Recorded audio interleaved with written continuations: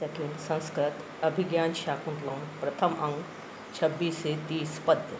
मैं डॉक्टर मनीषा गोदारा सह आचार्य राजकीय बांगड़ महाविद्यालय डीडवा। 26वां पद्य।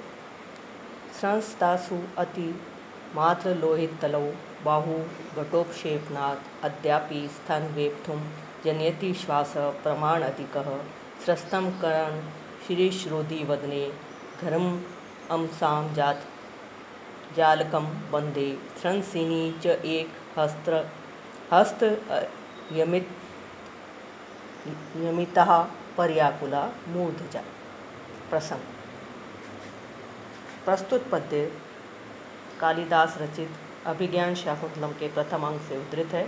प्रस्तुत पद्य में राजा दुष्यंत पौधों की सिंचाई के कारण थकी हुई शकुंतला का वर्णन करते हुए कहता है। अनुवाद।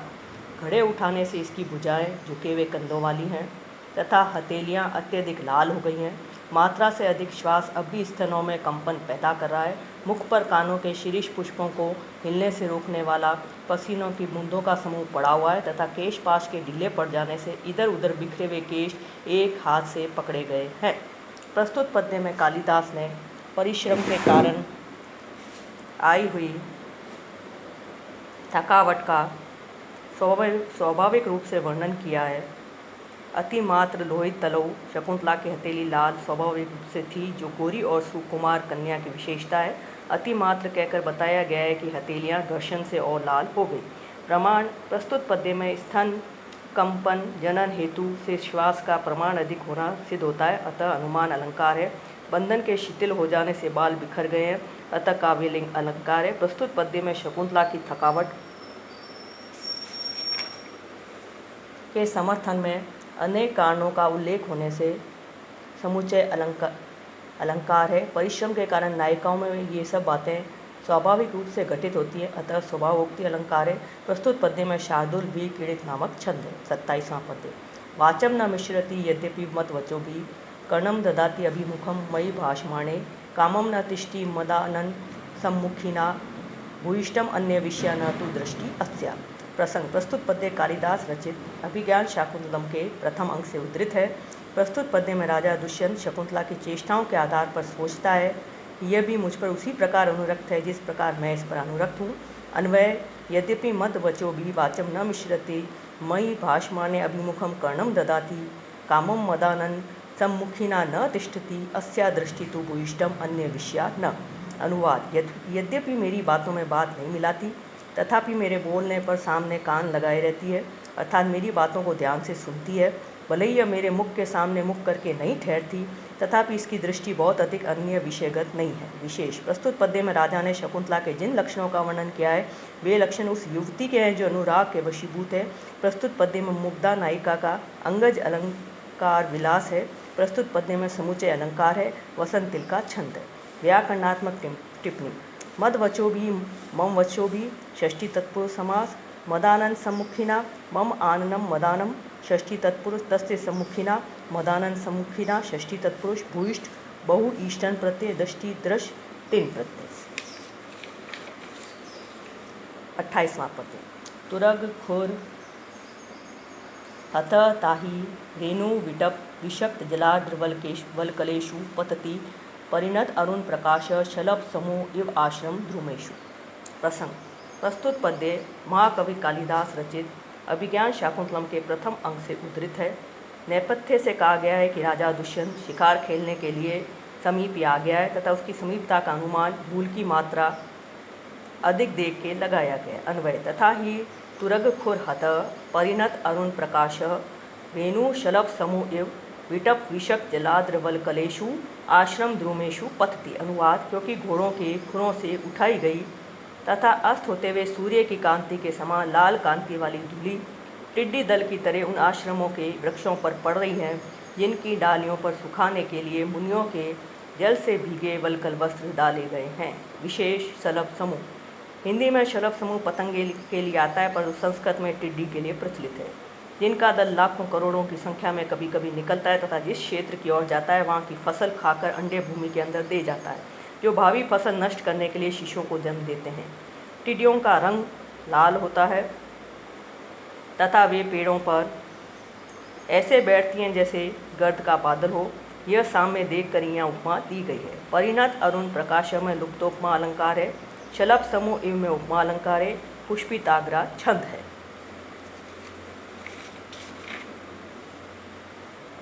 व्याकरणात्मक टिप्पणी। तुरग खुर हत, तुर्गानाम खुरई षष्ठी तत्पुरुष, तई हता तृतीया तत्पुरुष। परिणत अरुण प्रकाशः, परिणतः च असौ अरुण च परितारुणः कर्मधारय समास। तस्य प्रकाशः षष्ठी तत्पुरुष समास। परिणत अरुण प्रकाश स एव प्रकाश यस्य स परिणत अरुण प्रकाश बहुव्रीहि समास। शलभ समूह शलभानां समूह, शलभ समूह षष्ठी तत्पुरुष समास। आश्रम धूमेषु आश्रमस्य धूमेषु षष्ठी तत्पुरुष समास। परिणत परिणम कतः प्रत्यय। 29वां पद्य। त्रिवाघात प्रतिहत तरुस्कंद लग्नेक दंत पादाकृश वृत्ति वलय आसंग संजात पाश मूर्तो विघ्न तपस इम्नो भिन्न सारंग युथ धर्मारण्यम प्रविश्यति गजः स्यन्नालोक भीत। प्रस्तुत पद्य महाकवि कालिदास रचित अभिज्ञान शाकुंतलम के प्रथम अंक से उद्धृत है। नेपथ्य में से कोई हाथी के आगमन की सूचना प्रदान करते हुए कहता है कि हे तपस्वियों, देखो, राजा के रथ को देखने से भयभीत होकर ये हाथी तपोवन में प्रवेश कर रहा है, जिससे तपोवन के सभी जीव व्याकुल हो रहे हैं। अन्वय। स्यन्नालोक भीत तीव्राघात प्रतिहत तरु स्कंद लग्नेक दंत पादाकृश वृत्ति वलय आसंग संजात पाश भिन्न सारंग युथ गज नः तपस मूर्त विघ्न एव धर्मारण्यम प्रविश्यति। अनुवाद। रथ को देखने से भयभीत हुआ गज, जिसने कि अपने तीव्र प्रहारों से वृक्षों को तोड़ दिया है, जिसका एक दांत वृक्ष के तने में लगा है, पैरों द्वारा खींची गई लताओं के समूह के लिपट जाने से जिसके पैरों के लिए पाश बन गया है, जिसने मृगों के झुंड को तितर बितर कर दिया है, तथा जो हमारी तपस्या के लिए शरीरदारी विघ्न के समान है, धर्मवन तपोवन में प्रवेश कर रहा है।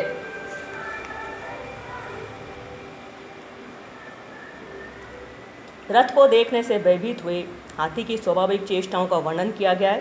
प्रस्तुत पद्य में भयानक रस है, जिसका स्थायी भाव भय है। प्रस्तुत पद्य में उत्प्रेक्षा अलंकार तथा मंदाक्रांता छंद है। व्याकरणात्मक टिप्पणी। तीव्राघात प्रतिहत तरु तीव्रेन आघातेन प्रतिहता तर्व येन स बहुव्रीहि समास। स्कंद लग्नेक दंत स्कंदे लग्न एक दंत यस्य स बहुव्रीहि। एक च स दंत च एक दंत कर्मधारय समास। भिन्न सारंग युथ भिन्नम सारंग युथम येन स बहुव्रीहि समास। सारंगानां युथम सारंग युथम षष्ठी तत्पुरुष। आघात आहन कतः प्रत्यय। प्रतिहत प्रतिहन कतः प्रत्यय। 30वां पद्य। गच्छति पुरः शरीरम धावति पश्चात अस्तुतं चेत चीनाशुकम एव केतो प्रतिवातम नियमानस्य। प्रसंग। प्रस्तुत पद्य महाकवि कालिदास रचित अभिज्ञान शाकुंतलम के प्रथम अंक से उद्धृत है। राजा दुष्यंत वन्य गज के वृतांत को सुनकर यद्यपि वहाँ से अपने सैनिकों से मिलने के लिए चल देता है, परंतु उसका मन शकुंतला में ही आसक्त रहता है। अन्वय। शरीरम पुरः गच्छति प्रतिवातम नियमानस्य केतो चीन अंशुकम एव असंस्तुतम चेत पश्चात धावति। अनुवाद। मेरा शरीर तो आगे की ओर चलता है, किंतु विरुद्ध हवा की ओर ले जाए जाते हुए ध्वजा के रेशमी वस्त्र के समान अपरिचित सा मेरा मन पीछे शकुंतला की ओर दौड़ता है। विशेष। प्रस्तुत पद्य में शरीर को केतु तथा पताका को मन माना गया है। ये दोनों ही कल्पनाएं बहुत सुंदर हैं। जिस प्रकार निर्जीव काष्ठ के डंडे को कोई भी कहीं भी ले जा सकता है, उसी प्रकार दुष्यंत का शरीर हृदय से शून्य होने के कारण, क्योंकि उसका हृदय तो शकुंतला के पास है, सेना की ओर चलता है, लेकिन जिस प्रकार डंडे की पताका वायु वेग से पीछे की ओर ही उड़ती है, उसी प्रकार उसका मन भी, जो कि चीन निर्मित वस्त्र के समान अत्यंत कोमल एवं सूक्ष्म है, पीछे शकुंतला की ओर भाग रहा है। चीना शुकम एवं में उपमालंकार है। असंस्तुतम का अर्थ है शरीर से अपरिचित सा, अतः गम्य उत्प्रेक्षा अलंकार है। आर्या जाति छंद है। व्याकरणात्मक टिप्पणी। संस्तुतम सम स्तु कतः प्रत्यय। नियमानस्य नि शानच कर्मधारय समास।